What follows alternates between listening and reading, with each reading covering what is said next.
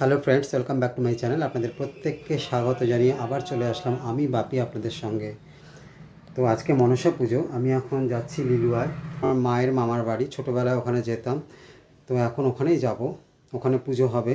আমার মেয়ে মাধ্যমিক পাশ করেছে, ছেলেও পরীক্ষা পাশ করেছে, সব কিছুর মানুষই ওখানে আজকে দিয়ে আসবো ঠাকুরের কাছে। তো সঙ্গে থাকুন, দেখতে থাকুন, ওখানের পুজোটাও আপনাদেরকে দেখাবো। তোমরা ঠিক মতো থেকো বাবু, ঠিক মতো থেকো। আসছি, রিক্সা চলে এসছে, এখন রিক্সা উঠবো। আসছি, টাটা।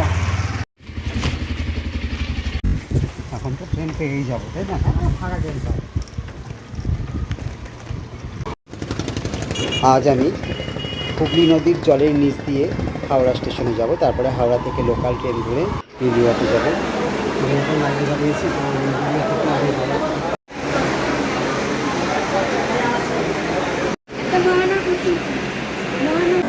কত হাওড়া বাবু? লাইনের থেকে কি আলাদা চেঞ্জ করবো ট্রেন? চলে আসলাম নিউ গড়িয়া স্টেশন থেকে নেমে সিঁড়ি দিয়ে একেবারে নিচে চলে আসলাম মাস্টারদা সূর্য সেন মেট্রো স্টেশন। তো এখান থেকে আমি ট্রেন ধরবো।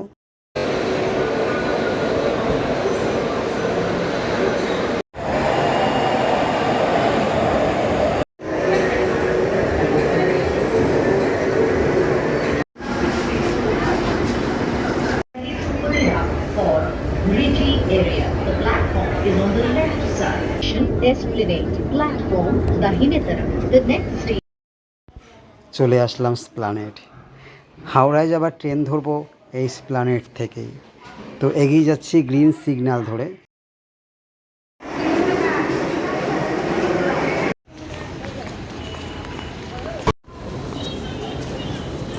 তো এখান থেকে এখন নিচে যাব, হাওড়া ট্রেন ধরবো।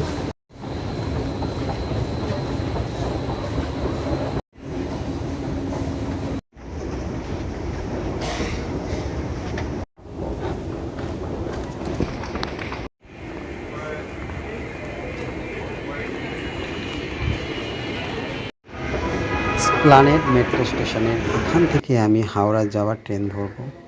তো দর্শক বন্ধুরা, খুব সুন্দর লাগছে জায়গাটা, দারুণ লাগছে। আমি বলে বোঝাতে পারবো না, আপনারা নিজেরা না আসলে বুঝতে পারবেন না যে পথ।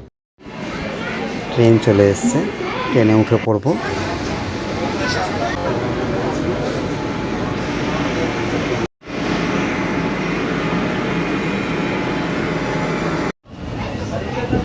ট্রেনে উঠে পড়েছি।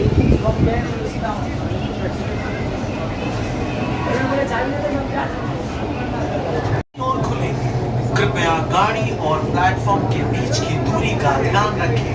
Next, leave the train at the platform.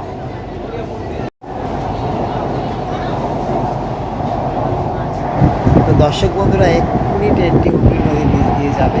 দেখতে পাচ্ছেন ব্লু সিগন্যাল। ব্লু সিগন্যালটা যতক্ষণ দেখা যাবে ততক্ষণে দিকে খোলা নিচে আছে। গাড়ি এবং প্ল্যাটফর্মের মাঝের দূরত্ব খেয়াল করবেন। अगला स्टेशन हावड़ा। दरवाजे दोनों ओर खुलेंगे। कृपया गाड़ी और प्लेटफॉर्म के बीच की दूरी का ध्यान रखें। Next station is Howrah. চলে এসেছি হাওড়া মেট্রো স্টেশন। নামলাম এইমাত্র, তো এইমাত্র হাওড়া স্টেশন নামলাম। তো হাওড়া মেট্রো স্টেশন থেকে যাবো এখন লোকাল ট্রেন ধরতে লিলুয়ায় যাবো। হাওড়া মেট্রো স্টেশন থেকে এখন আমি বেরিয়ে যাচ্ছি।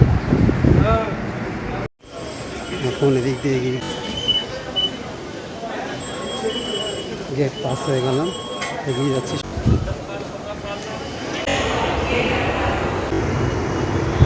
আমি একদম বাইরে চলে এসেছি, এগিয়ে যাচ্ছি টিকিট কাউন্টারের দিকে।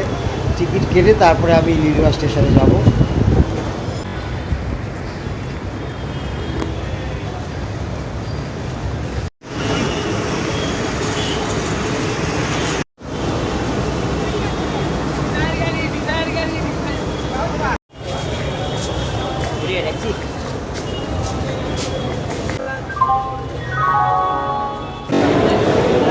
এখান থেকে টিকিট কাটবো।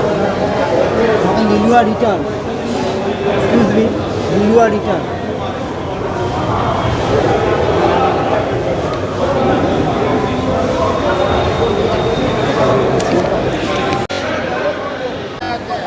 চলে আসলাম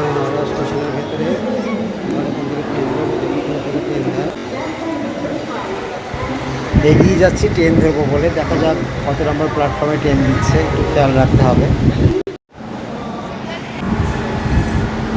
তো এগিয়ে যাচ্ছি ট্রেন ধরবার জন্যে। তো ট্রেন দিয়ে দিয়েছে, ট্রেনটি ব্যান্ডেল স্টেশনে যাবে। তো আমি এই ট্রেনেই যাবো লিলুয়া। লিলুয়া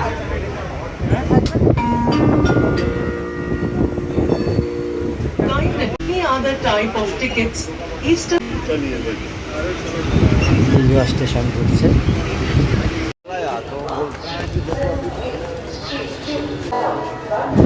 ওভারব্রিজ পেরিয়ে চলে আসলাম 1 নম্বর প্ল্যাটফর্মের দিকে। লিলুয়া স্টেশন নেমে অটোতে উঠে পড়লাম, ভট্টনগরের অটোতে। তো আমার বাঁদিকে রয়েছে একদম দরজার সামনে একজন চেনাশোনা লোকের সঙ্গে দেখা গেছে, সুবোধ মুখার্জি। চলে এসেছি ভট্টনগর বাজারের সামনে। তো সামনের রাস্তা ধরেই যাচ্ছি দাদুর বাড়িতে। এই মাঠের মধ্যে কত খেলা হতো, এখানে আসতাম, আমার মামা আসতো, বড় মামা।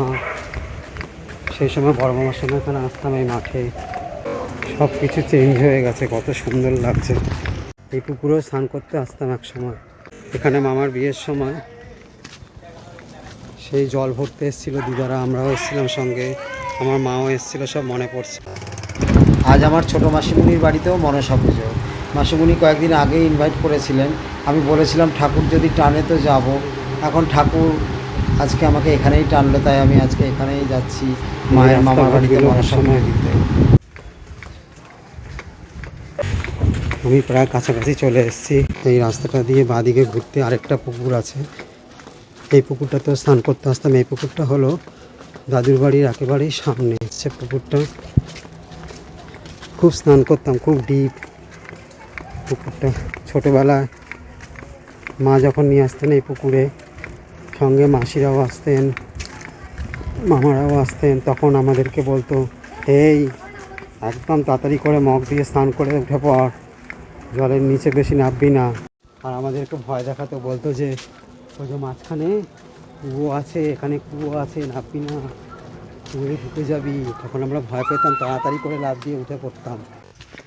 আর বাঁ দিক দিয়ে যাবো, আর কাছাকাছি একদম সামনেই চলে এসেছি। ফুল দিয়ে সাজানো।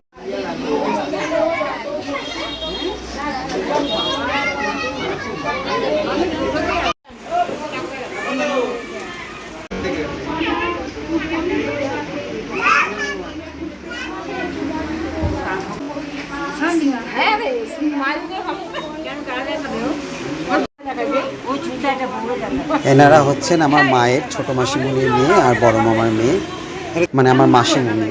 আর ইনি হচ্ছেন আমার দিদার ছোট বোন। কতদিন পরে দেখা হলো, আমাকে দেখে তো খুব আনন্দ।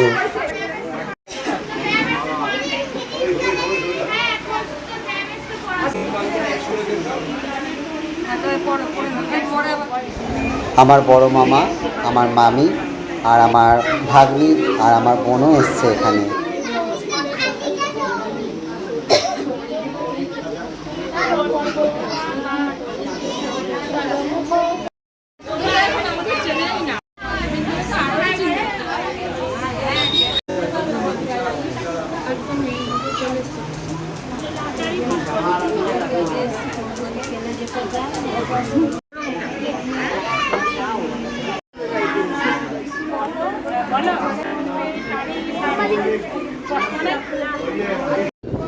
ইনি হচ্ছেন আমার মায়ের ছোট মামার ছেলে, আর ইনি হচ্ছেন আমার বড় মামা, আর ইনি হচ্ছেন আমার মায়ের ছোট মাসির ছোট ছেলে, ইনিও আমার মামা।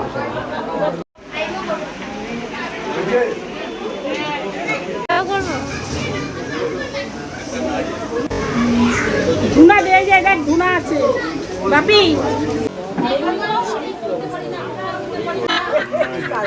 এখন ছবি তুলবে না, দেখো কি সুন্দর।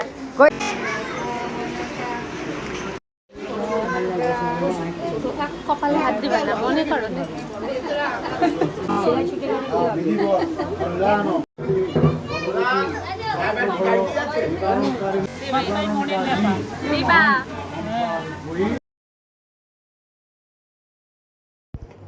আমি সবার নাম গোত্র বলেই পুজো করে নিয়েছি ঠাকুরমশাইয়ের কাছ থেকে। ইনি হচ্ছে আমার মায়ের ছোট মামার ছেলের বউ, মানে আমার মামি।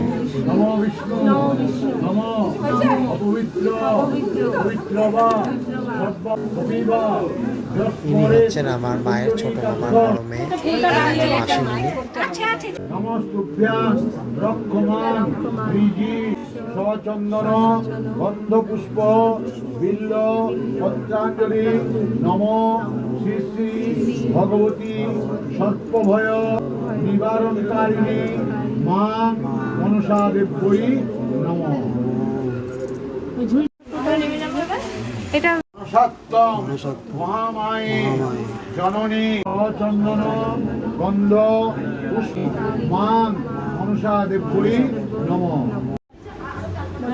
নম জননী মনসাং দুঃখ। আমার মামার মেয়ে, আগের ভিডিওতে আপনারা সবাই নিশ্চয়ই দেখেছেন।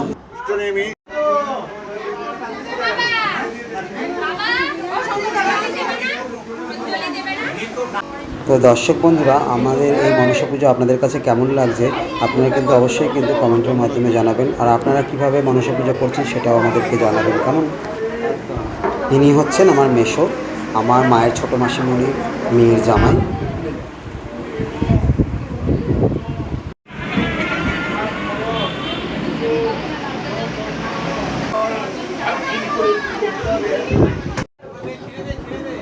এখানে দাঁড়িয়ে দাঁড়িয়ে ছোটোবেলায় যখন মায়ের সঙ্গে আসতাম সমস্ত স্মৃতিগুলি মনে করছি। সত্যি মনটা খুব খারাপ লাগছে, সেই মানুষগুলো আজ আর নেই। তো দর্শক বন্ধুরা, এই পুচকুকে নিশ্চয়ই চিনতে পারছেন, আমার ভাগ্নি। আগের ভিডিওতে দেখেছেন, আমাকে খুব ভালোবাসে, আমিও ওকে খুব ভালোবাসি। বসে বসে আমি আর মেসো পুজো দেখছি, শুধু এই ভালোবাসাটুকুই থেকে যাবে।